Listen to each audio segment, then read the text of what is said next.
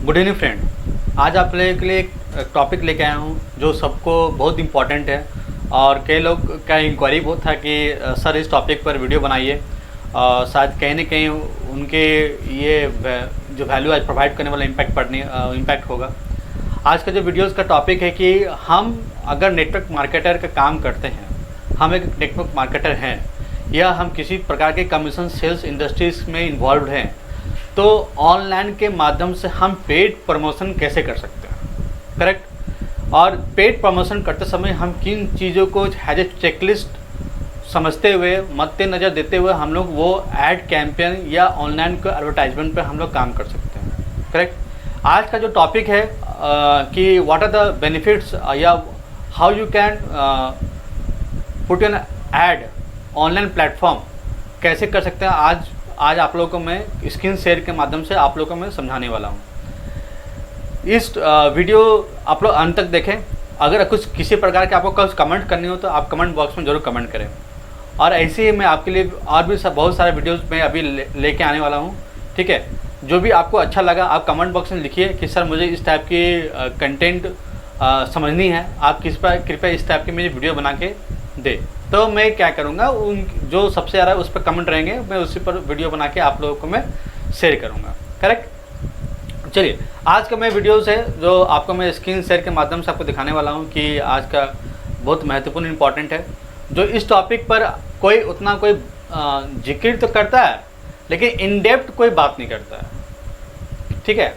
ऐसा नहीं कि जिक्र नहीं होता है, जिक्र सब करते हैं, है ना, सब इसके बारे में बातें करते हैं, लेकिन इन डेप्थ कोई इसके जानकारी में उतना बात नहीं करते हैं। क्या के लिए जो कुछ बहुत सी चीज़ें होता है, टेक्निकल ट्रेनिंग्स होते हैं, टेक्निकल इन्फॉर्मेशन होते हैं, वो पेड होते हैं और पेड होना भी चाहिए। क्या के लिए उसके पीछे हम मेहनत भी कर रहे हैं कोई ना कोई, है ना। तो खैर इसको मैं एक्सप्लोर करने की कोशिश कर रहा हूँ। अगर अच्छा लगा तो आप कमेंट कीजिएगा, ठीक है। पेड एडवर्टाइजमेंट ऑनलाइन के माध्यम से, एडवर्टाइजमेंट चलाने के माध्यम से हम लोग क्या कर सकते हैं, जो भी हम किसी प्रकार के हम किसी कंपनी या ब्रांड को प्रमोट कर रहे हैं, करेक्ट, वो क्या करता है उसको इन्हेंस कर देते हैं। जो एक्टिविटी हम जो 6 महीने में करने वाले हैं वो 1 महीने में कवर हो जाता है, ठीक है। तो ऑडियंस जो होते हैं, हम लोग टारगेट ऑडियंस पर काम करते हैं। जो लॉन्ग टर्म जाने वाले हैं हम शॉर्ट टर्म पे के लिए काम करते हैं। इसका रिजल्ट बहुत ही मास होता है, बहुत इफेक्टिव होती है ना। कोई भी प्रकार के जितने भी आप सब ऑनलाइन जो सेल कर रहे हैं, ये चीज़ इनको जानकारी अच्छे से पता है, correct. Paid advertisement and online promotions boost करने के लिए सबसे पहले आपको ज़रूरत होती है 5 पॉइंट की, बहुत महत्वपूर्ण होना चाहिए।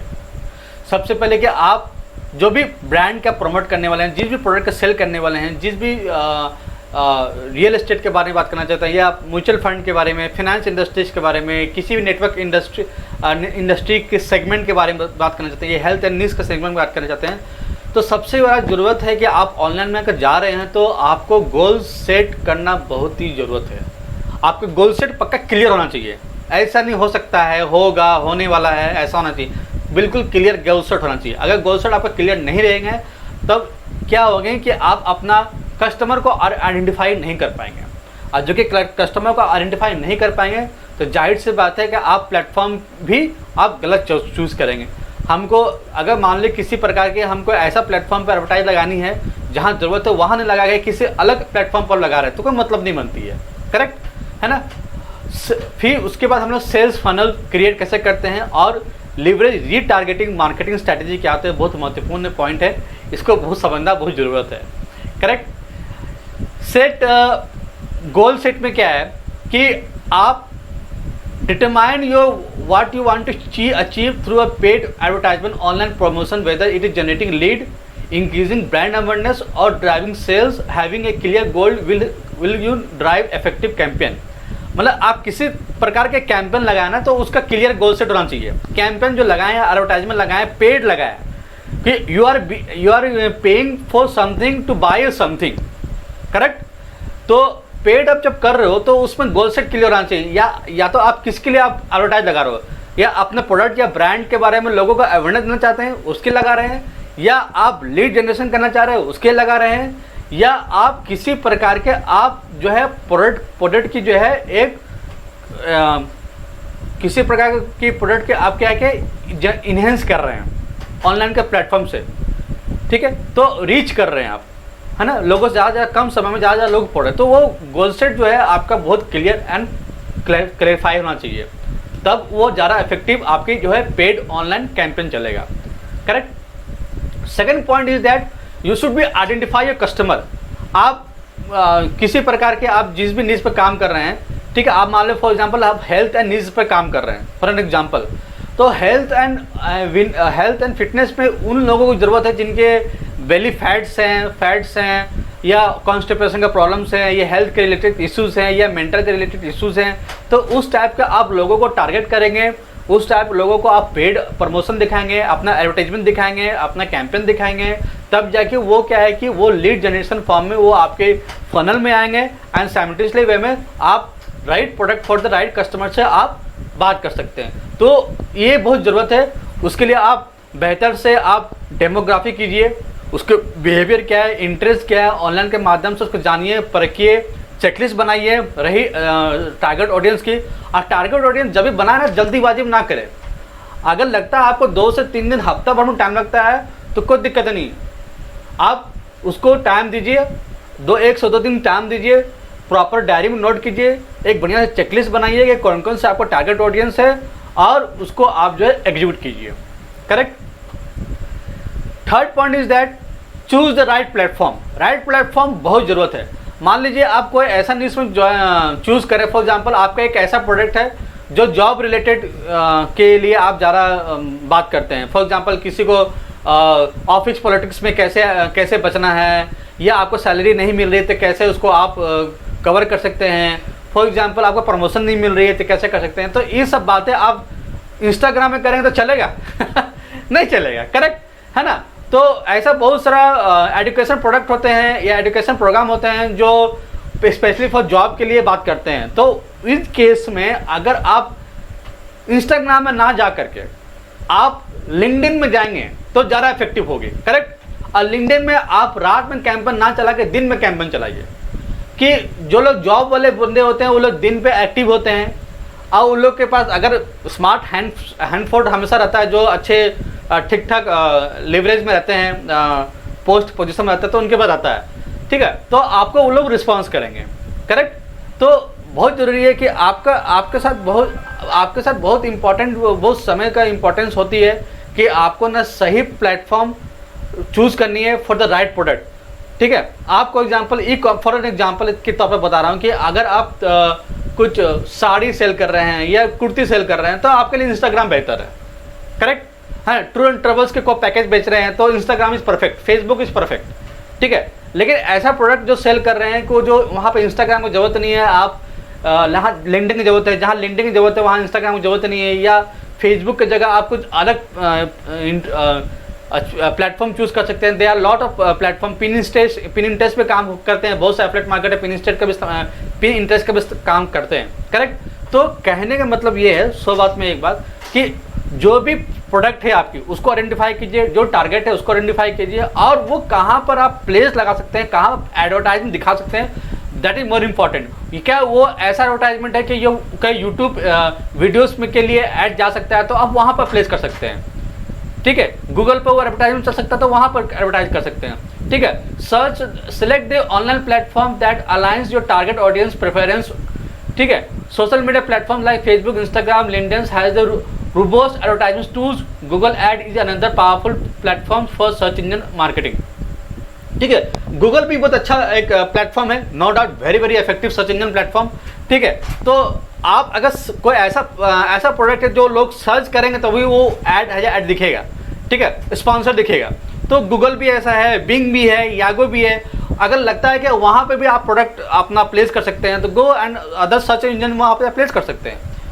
ऐसा नहीं कि आपको हमेशा गूगल में प्लेस करना है, ये भी इंपॉर्टेंट नहीं है और मैंडेटरी भी नहीं है। करेक्ट। जहाँ पर आपका लगता है according to your trial and test methodology के हिसाब से आप देखिए, ट्राई कीजिए। ट्राई करने के बाद आपका क्या रिजल्ट आता है, उसका क्या लॉगरिथम बोलता है, उसके आधार पर तत्वों पर आप डिसीजन लीजिए और अपना जो है राइट प्लेटफॉर्म को सही जगह चुनिए जो आपके लिए बना है, जो आप प्रोडक्ट जिसके लिए आप प्रमोट करना चाहते हैं। करेक्ट। ये सब डिसीजन होने के बाद ना आप एक प्रॉपर सेल्स फनल बनाना बहुत ज़रूरी है। जब तक एक अच्छा हेल्दी एंड एक सेल्स फनल नहीं बनता ना, तब आपके ना आप कोई भी टाइप का एडवर्टाइजमेंट करोगे तो वो आपका नहीं चलने वाला है, ठीक है। सेल्स फनल का मतलब ये होता है, एक लाइन में सब बताया जाए तो, कि आपका जो भी प्रोडक्ट है क्या आप दिखाने वाला हो, उसके बाद सीटीए क्या है, उसको क्या एक्शन होने वाली है, उस एक्शन के बाद जो आप उनको रिकमेंड करें कि आप यहाँ बटन दबाएं, यहाँ पर इस या इस नेक्स्ट पेज में जाएं, तो वो एक्शन जो होती हैं वो कहाँ पर जाकर रिफ्लेक्ट करेगा, उस एक्शन के बाद वो नेक्स्ट स्टेप किस लिए जाएगा। तो step by step, step 1, step 2, step 3, step 4, step 5, तो प्रत्येक स्टेप का जो सेल्स फनल होता है काफ़ी क्लियर होना चाहिए, काफ़ी शॉर्ट मतलब कि क्लियर भी होना चाहिए, ट्रांसपेरेंसी होना चाहिए और क्रिस्टल होना चाहिए, लेंदी होना नहीं चाहिए, कॉम्प्लिकेटेड भी नहीं होना चाहिए। मान लो जो आपका सेल्स फनल में आए तो आपने उनको वहाँ पर ऐसा लगा रीडायरेक्ट कर रहा है कि वो ना ही वो खुल पा रहा है, पेज ओपन हो पा रहा है, ना ही वो आपके लैंग्वेज समझ पा रहा है, ना ही आपको वो जो आपने टेक्स्ट लिखे हैं वो उसके लिए कॉम्प्लिकेटेड है। तो जितना सिंपल हो उतना बेहतर होगा, और सेल्स फनल जितना अच्छा स्ट्रैटेजी लगाएंगे वो और भी इफेक्टिव काम करेगा, ठीक है, किसी प्रकार की। तो आपको ना इसके लिए आपको प्रॉपर स्टेटमेंट सही लैंडिंग पेज बनाने की जरूरत है। लैंडिंग पेज के बाद क्या है, ईमेल का सीक्वेंस क्या है, वेलकम मेल होना चाहिए पहले, सबसे पहले वेलकम मेल के बाद आप जो भी प्रोडक्ट है उनके बारे में आप अवेयरनेस प्रोग्राम, अवेयरनेस ईमेल डाल सकते हैं। अवेयरनेस के बाद आप उसको अपना कोई भी आपका वेबिनार है या 1-to-1 है, या आप उसको बोल सकते हैं रिकमेंडेशन बोल सकते हैं, तब जाके इस प्रोसेस होता है कि डे 1, डे 2, डे 3, डे 4, या पर वीक में क्या होना चाहिए, सेकंड वीक। तो ईमेल मार्केटिंग के माध्यम से आप जो है लोगों तक भी पहुंच सकते हैं। आप अच्छा खासा आप अपना ईमेल मार्केटिंग का प्लेटफॉर्म भी आप चूज कर सकते हैं as an advertisement online platform के माध्यम से, करेक्ट, ठीक है ना। Use paid advertisement to traffic लाने के लिए आप भी लैंडिंग पेज का इस्तेमाल कर सकते हैं, ठीक है। तो फनल, सेल्स फनल में आपको बहुत अच्छा तरह से सही लोगों के साथ बैठिए, समझिए, अपना प्रोडक्ट के बारे में जानकारी लीजिए, अपने प्रोडक्ट के बारे में नहीं जानकारी है तो आप किसी आउटसोर्सिंग कर सकते हैं अपना काम को भी लेकर के, लेकिन सेल्स फनल को आपको अच्छा सा बनाना पड़ेगा और उसको उसके हिसाब से आपको काम को एग्जीक्यूट करना पड़ेगा, ठीक है। ये सब करने के बाद ये सब करने के बाद मतलब कि गोल सेट करने के बाद, सही आपने ऑडियंस टारगेट करने के बाद, सही प्लेटफॉर्म चुनने के बाद, सही फनल बनाने के बाद, ये सब करने के बाद the last not the least but very important also, वो क्या है, लिवरेज एंड रीटारगेटिंग। ये मैं क्यों बोल रहा हूँ कि ये क्या होती है, आप जो भी ऑडियंस को टारगेट किए हैं, correct, certain period of time के बाद उसको आप रीटारगेट भी कर सकते हैं, आपको जो भी सेल्स फनल आए हुए हैं, ठीक है। और ये एडवर्टाइजमेंट जो आपका ऐड लगाने वाला या खुद भी ऐड लगाने वाला है, आपको पता है कि इसको रीटारगेटिंग हम लोग कैसे कर सकते हैं। तो रीटारगेटिंग का ऑडियंस का हमेशा इस्तेमाल कीजिए, इससे आपका लीड बहुत अच्छा निकल के आएंगे और आपका दिन पर दिन जो लीड का कॉस्ट भी कम हो गया, करेक्ट, ठीक है। Implement retargeting strategy to reach out the potential customer who have already shown interest in your business by displaying ad to user who has been visited your website, engage with your content, can reach increase conversion rate, correct. कहने का मतलब ये है कि आप जिस प्रकार के एडवर्टाइजमेंट ऑनलाइन प्लेटफॉर्म पर लगाने वाले हैं, जिस भी निश का, आप उसको रीटारगेटिंग कीजिए। रीटारगेटिंग करने से क्या है कि आप अपने पोटेंशियल कस्टमर को, हो सकता है वो उसने आपको पहले बार रिस्पांस नहीं दिया हो सकता है आपको सेकंड, दोबारा, तिबारा आपका ऐड देखने के बाद वो रिस्पांस करेंगे। जब वो रिस्पांस करेंगे जाहिर सी बात है वो आपका कन्वर्जन होने का चांसेस बहुत ज़्यादा बढ़ जाता है, और साइमल्टेनियसली वे में आपके वेबसाइट का ट्रैफिक बढ़ जाएंगे। And third point is that आपके जो कॉस्ट ऑफ लीड है वो भी धीरे धीरे कमेगा, एकदम कम नहीं होगा, धीरे धीरे कमेगा। ये लिवरेज रीटारगेटिंग के तहत ये धीरे धीरे कम जाएगा।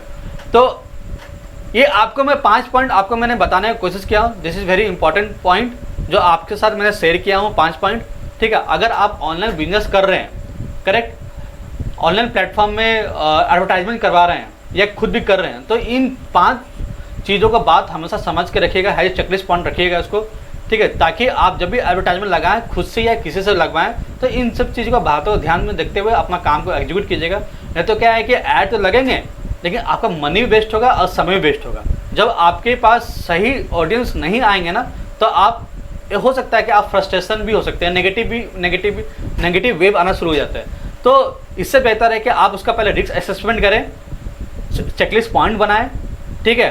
पॉइंट बनाने के बाद सही लोगों का आप ऑडियंस टारगेट करें, रीटारगेटिंग करें, सही फनल बना करके, तब जाके आपको जो है रिजल्ट 110% जरूर आएगी, ठीक है। और किसी प्रकार का कुछ कमेंट्स हो तो कमेंट बॉक्स में जरूर कमेंट कीजिएगा, ठीक है। Thank you.